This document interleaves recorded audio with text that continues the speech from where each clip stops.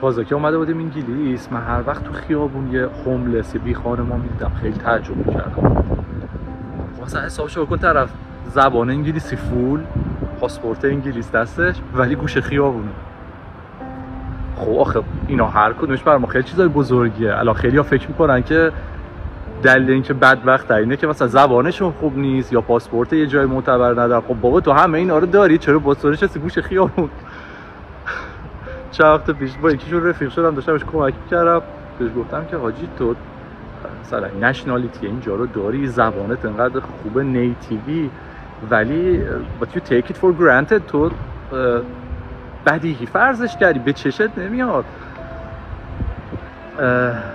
خندیدم، منم دیگه تو شوخ خنده ردش کردم.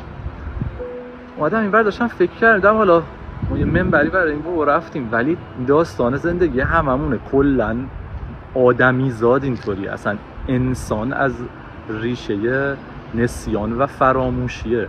ما خیلی زود یادمون میره، فراموش میکنیم که چه نعمت‌هایی داریم، چه فرصت‌هایی داریم، یا حالا باهاش به دنیا میایم یا بعد یه مدت برامون عادی میشه و اصلا به چشمون نمیاد. تا حالا یه موقعی یه مشکلی براش پیش بیاد، یه خالی به گوشه ابروش بیفته، یا یکی رو ببینیم که اونو نداره، بعد میگیم ای خدا رو شکر، مثلا همه حالا خود مثلا میریم یه عزیزی رو تو بیمارستان مثلا عیادت میکنیم، میگیم خدا هزار بار شکر سالمه، بنده خدای از دنیا میره، میریم تو مراسم شرکت کنیم، خدا رو شکر زنده این بابا.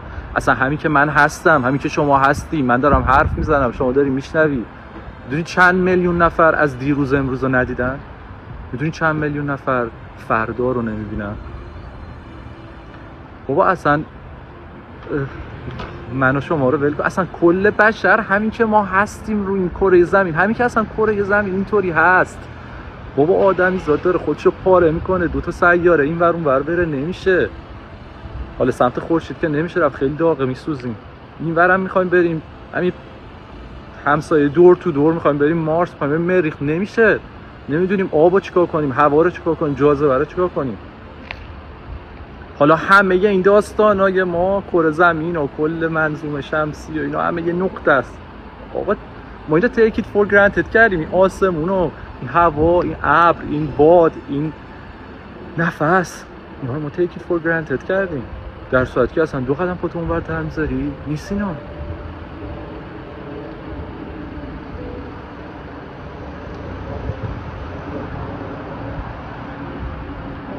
با خودم اینا رو میگم take it for granted نکن.